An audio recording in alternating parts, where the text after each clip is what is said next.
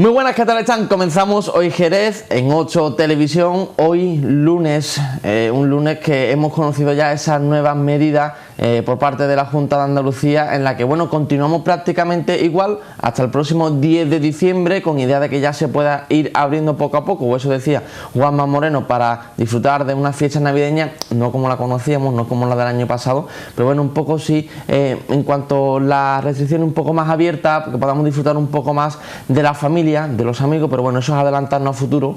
Hoy, a día de hoy, ya lo tienen ahí en vuestras pantallas, esta es la infografía. Continuamos con ese cierre perimetral, la limitación de movilidad nocturna de 10 a 7, ese cierre de toda la actividad no esencial hasta las 6 de la tarde, bueno, salvo Granada Norte, Granada y Metropolitano de Granada, esto no nos afecta, pero hay que comentarlo. Y bueno, como novedad, un poco viene ese aliento para la hostelería, que hasta las 9:30 se puede recoger comida para llevar, eso sí, también con mucha precaución, con mucha cautela, utilizando ese gel hidroalcohólico, esas mascarillas. Y otra novedad que se incorpora a estas nuevas medidas de la Junta de Andalucía es la apertura hasta las 8 de la tarde de las jugueterías, todo de cara a esta campaña de Navidad. Voy a intentar salvar un poco, como se pueda, esta campaña navideña, para que también sus majestades los Reyes Magos de Oriente, bueno, puedan ir a comprar esos encargos que muchos de los pequeños pues ya están escribiendo en esas cartas. Esto en cuanto a las nuevas medidas de la Junta de Andalucía que nos afecta, y precisamente muy al hilo, la semana pasada ya desde una empresa jerezana, Global Web Big Data, mandaban un vídeo, sacaban este vídeo en llamamiento para todos nosotros, para que nos concienciemos de que tenemos que seguir consumiendo, tenemos que seguir yendo a la hostelería, no tenemos que dejar morir este sector tan importante en nuestra ciudad, en nuestra provincia y en Andalucía. Y este era el vídeo que lanzaba, vídeo que nosotros recogemos y les ponemos aquí.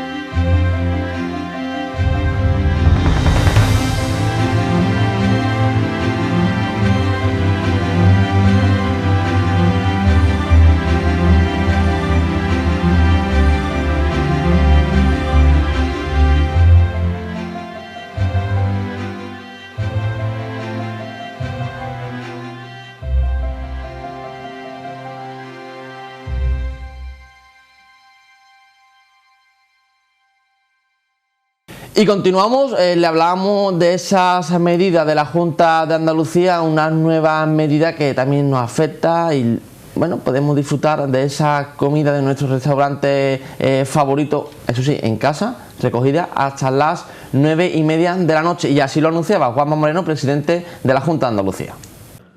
Un presidente tiene la obligación no solo de liderar una gestión y tomar decisiones, sino también de dar la cara ante los problemas. Entiendo y entendemos el enfado, el alejamiento, la incomprensión que causan decisiones como el cierre de municipios, el toque de queda, los horarios, aforos tan restrictivos para la hostelería. Estamos haciendo lo correcto, lo mejor para todos, para el pueblo andaluz en su conjunto. El Comité de Expertos ha evaluado hoy el efecto de las últimas medidas adoptadas que entraron en vigor el pasado 10 de noviembre, hace justamente 12 días. Y nada me gustaría más que levantar las limitaciones a la movilidad. Pero las cifras no han mejorado todavía lo suficiente. Seguimos en una situación muy complicada, con el nivel 4 de alerta decretado prácticamente en el conjunto de la Comunidad Autónoma de Andalucía. El Consejo de los Expertos es muy claro. Con la situación actual, las medidas deben continuar como están. Por ello, hemos decidido prorrogar las medidas que están en vigor hasta el próximo 10 de diciembre y hacerlo con pequeñas variaciones. Las decisiones, por tanto, son las siguientes. La primera es mantener el cierre perimetral de Andalucía y de todos los municipios hasta el 10 de diciembre. Solo se podrá entrar o salir de Andalucía, de cada municipio, como hasta ahora, con una causa justificada. En segundo lugar, el toque de queda continuará como hasta ahora, de 10 de la noche a 7 de la mañana, también hasta el 10 de diciembre. En tercer lugar, se mantienen las limitaciones de horarios comerciales y de la hostelería como hasta ahora, con una novedad que puede dar un pequeño respiro a este sector, aunque sabemos que evidentemente que no es suficiente. Los bares y restaurantes podrán abrir para que los clientes puedan recoger pedidos hasta las 21:30 horas, no para consumir allí, sino para recoger y consumir en su domicilio. Y atendiendo a las fechas que nos encontramos, se permitirá al sector de los juguetes su apertura hasta las 20 horas.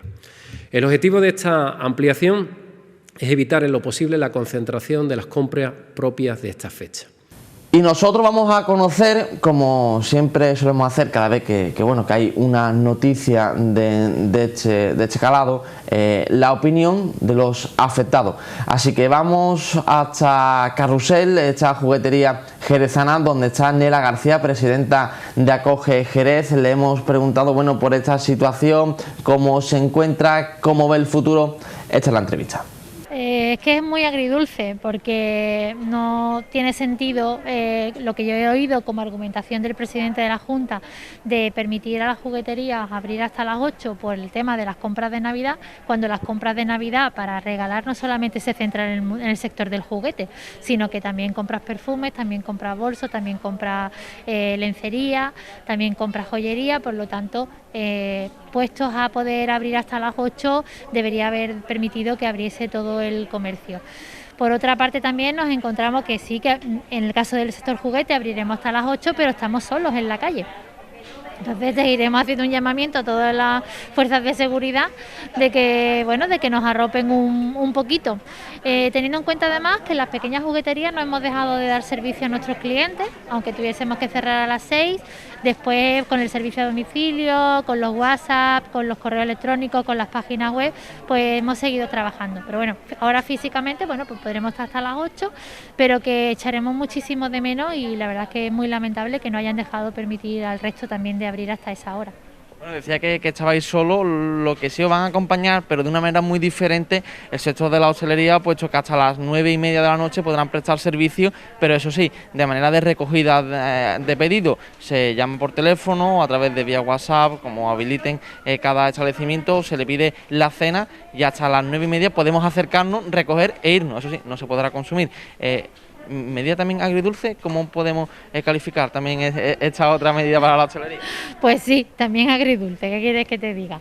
Estás permitiendo que la gente salga a la calle, que se aglomere en determinados sitios, cuando además está claro que ni la hostelería, que lleva bien su servicio, sus precauciones y sus medidas de seguridad anti-COVID, lo están haciendo muy bien, y no es lo que está haciendo subir los casos. O sea que no se puede repercutir a este sector el aumento o no aumento de casos de contagios COVID. A la vista está que aunque haya cierres y demás, pues los casos siguen teniendo lugar, ¿no? Entonces, ¿qué va a pasar ahora con eso? Bueno, pues que los que tienen ese servicio van a poder estar, lógicamente, dándolo más tiempo, pero eso no tampoco te garantiza que el cliente lo vaya a utilizar. Te puede estar generando unos gastos que a lo mejor luego no se están cubriendo. Entonces hay que ver también qué tipo de hostelería es la que da ese tipo de servicio. Cuando, habiéndolo alargado también el cierre, en vez de 6, haberlo hecho también a las 8 y todo hubiéramos cerrado a las 8, hubiese sido lo más lógico y lo mejor. Porque luego no tiene tampoco sentido que tú puedas estar hasta las 10 en la calle y todo el mundo cerrado prácticamente desde las 6 o de las 8 de la tarde. Por lo pronto, estas medidas hasta el día 10 de diciembre, ya hemos estado 2 semanas con unas medidas muy restrictivas, también este cierre perimetral de la ciudad. Se ha notado, ¿no?, que podemos sacar de notas positivas y negativas. Bueno, y lo de positivas por si hay algo que sacar. Sí, bueno, el cierre perimetral también nos hace bastante daño. Ten en cuenta que Jerez, como zona comercial, como zona de restauración, está muy bien posicionado a nivel provincial, y tenemos muchísimos clientes de localidades del entorno que están deseando deseando venir, pero no pueden.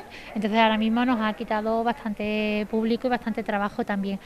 Salvamos los que podemos enviar productos físicamente, es decir, los que tenemos tiendas online y tenemos ese servicio, pero lógicamente en la hostelería pues ahí se ha visto afectada. Por lo tanto, de positivo podemos sacar poco, ¿no? A lo mejor reinventarnos, ¿no? Y mandar a domicilio el uso de las redes sociales, ¿no? Un poco, ¿no? Sí, pero hay servicios que son muy difíciles de llevar, o incluso también temas de restauración. La restauración no solamente te está vendiendo una comida, te está vendiendo experiencias en el establecimiento, te está vendiendo el servicio de atención en sala, te está vendiendo el maridaje con determinados vinos, o sea que la riqueza de la experiencia no puedes venderla online, ¿no? Por mucho que yo te quiera mandar una cosa. Entonces hay sectores por ese caso que se están viendo pues más perjudicados.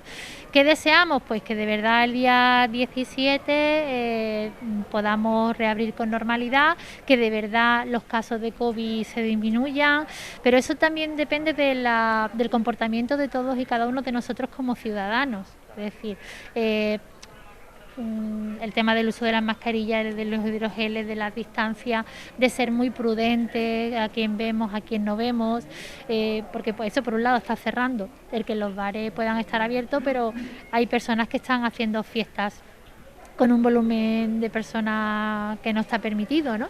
En pisos privados o particulares, o que estamos y no es la edad, aquí no influye la edad, aquí influye el comportamiento cívico y la responsabilidad ciudadana de cada uno. García, presidenta de Acoge, muchas gracias por atendernos. Nosotros estaremos en contacto y seguro que a partir de ese día 10 de diciembre o antes estaremos en contacto para ir valorando a ver cómo se van desarrollando estas nuevas medidas que desde la Junta de Andalucía nos imponen y a ver cómo evoluciona también el sector, ya no solo de la hostelería, sino todos los comerciantes de nuestra ciudad, del centro histórico, que falta también les hacen ese empujoncito y tirar para adelante, ¿no?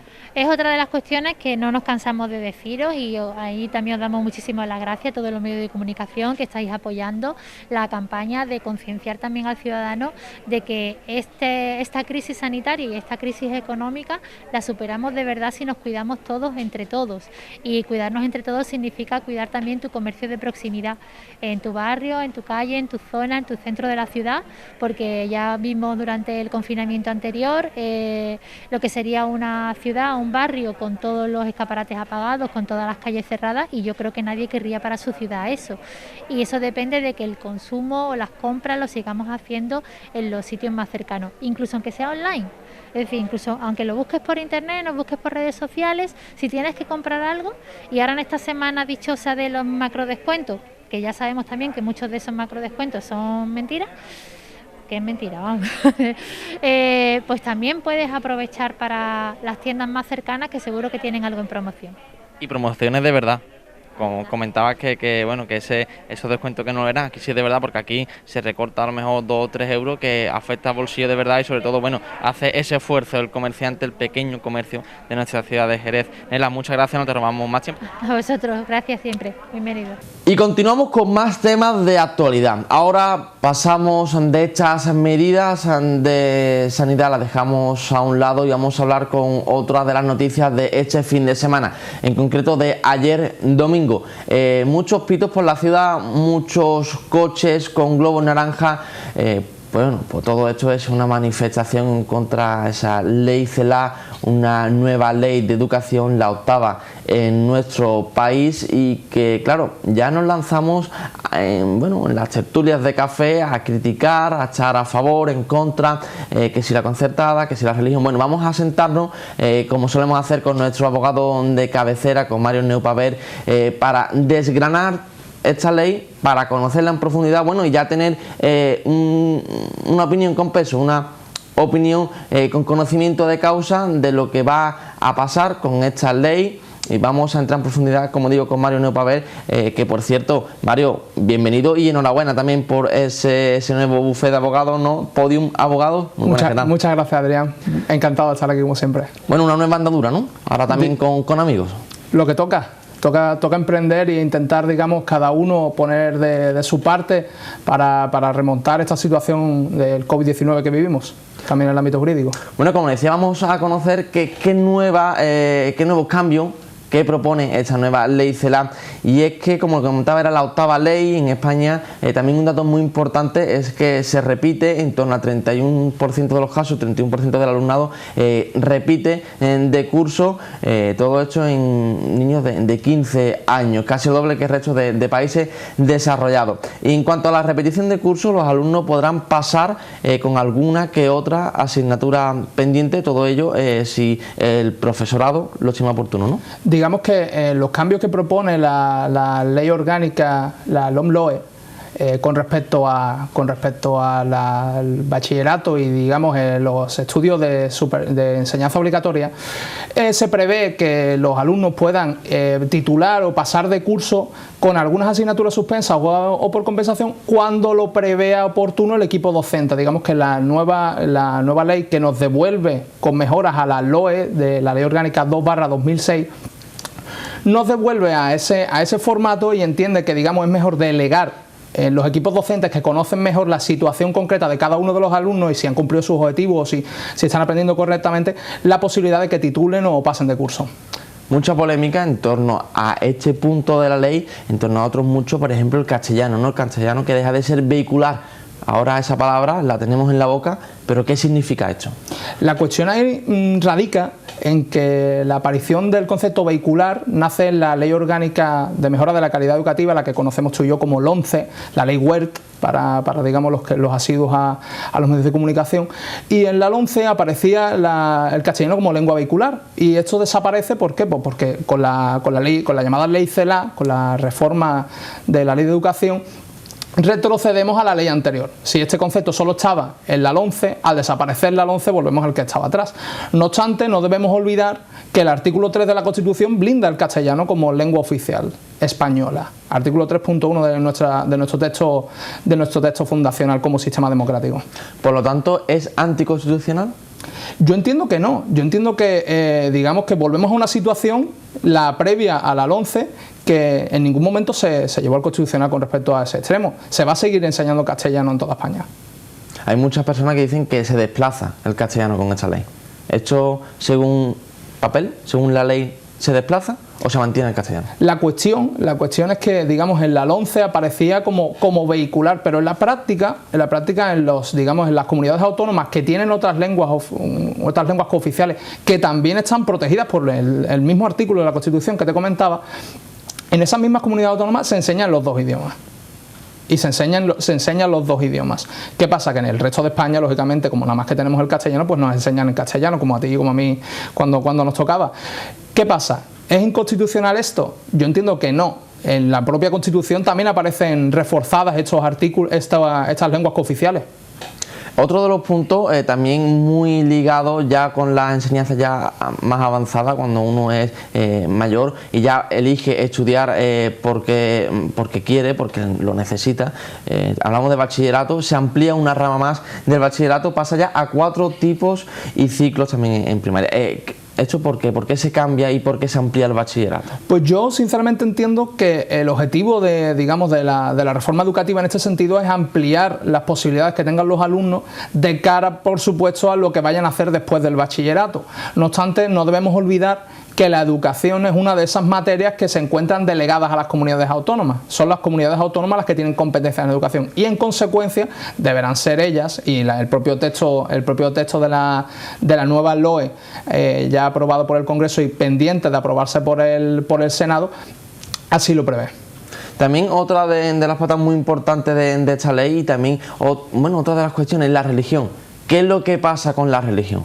Pues también se modifica varios puntos de la educación en cuanto a estas materias, y la principal novedad es que deja de contar, ¿no?, para nota media y para también tipos de becas, ¿no? La cuestión con la religión vuelve a radicar en lo que te comentaba, al derogarse la ley Wert, la LOMCE, y volver a la LOE con las modificaciones que prevé la LOMLOE o la ley CELA.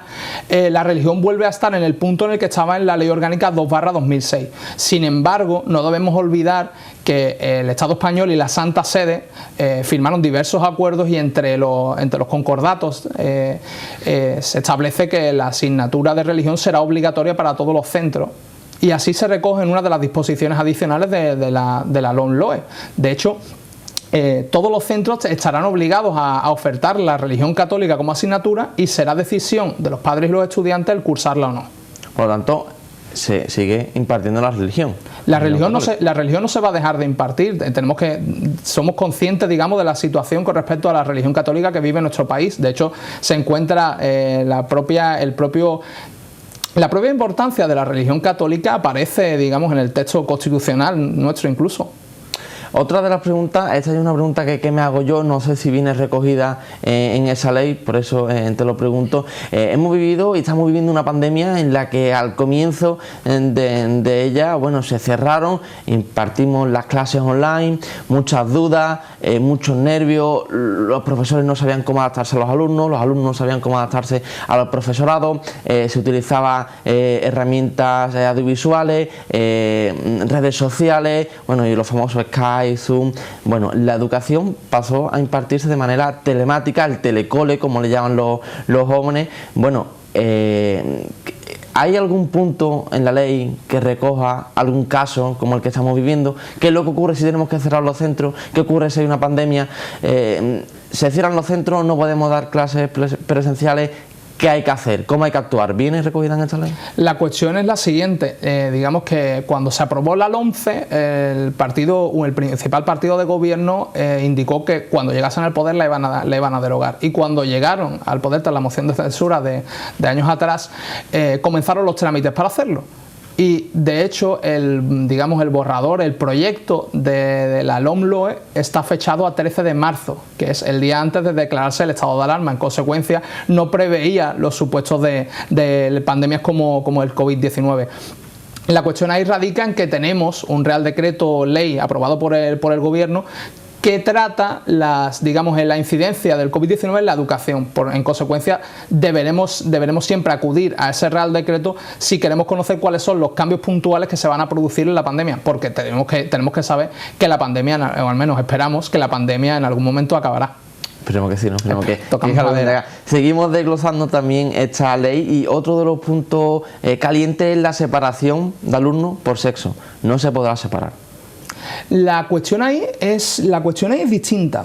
Te va a sorprender, pero sin embargo el propio texto de la norma sí que prevé las posibilidades de segregar por sexos. Lo que prevé, por ejemplo, en cuanto a la segregación por sexos, es que los colegios tendrán que emitir unos informes con respecto a qué está haciendo ese centro concreto que segrega por sexo para fomentar la igualdad de género y la no discriminación por orientación sexual. Son cuestiones, digamos, en las que pone el foco la norma en sus disposiciones finales y adicionales, en cuanto a que la educación no pueda suponer en ningún caso tipo de discriminación por sexo o por género. Ya veníamos, ya venía la LOE en el año 2006 protegiendo protegiendo a los alumnos de discriminaciones por razones socioeconómicas o de etnia, pero ahora pone el foco en esas cuestiones con las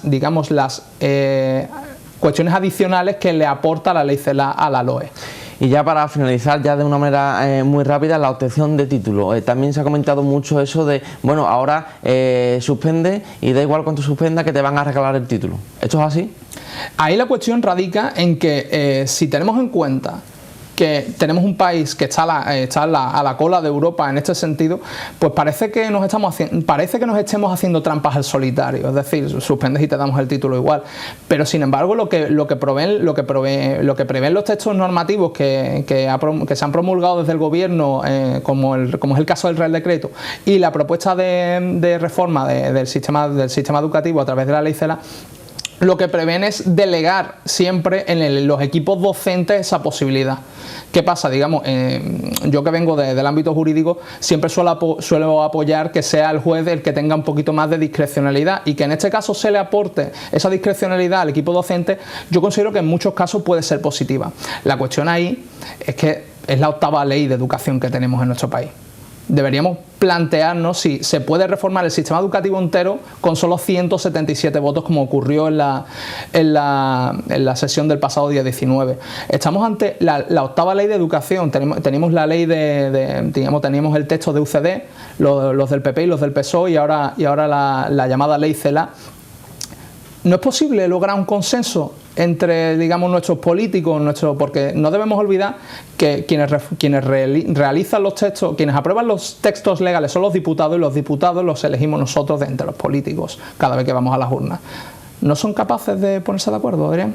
Esa es la pregunta que recojo y que lanzamos a todos los políticos, bueno, a todas las personas que se encargan de realizar estas leyes y que, bueno, lo hacen supuestamente para el bien de todos. Mario Neupaver, muchas gracias por estar con nosotros. Podium Abogado, mucha suerte también para esa nueva andadura. Muchas gracias. Y nosotros continuamos, vamos a ver un pequeño fragmento de lo que ocurría en las calles de nuestra ciudad. Esta era la manifestación, la concentración, eso sí, en coche, pasaba por el centro de nuestra ciudad prácticamente, muy cortito. Este es el vídeo, esto es lo que pasaba ayer domingo en nuestra ciudad.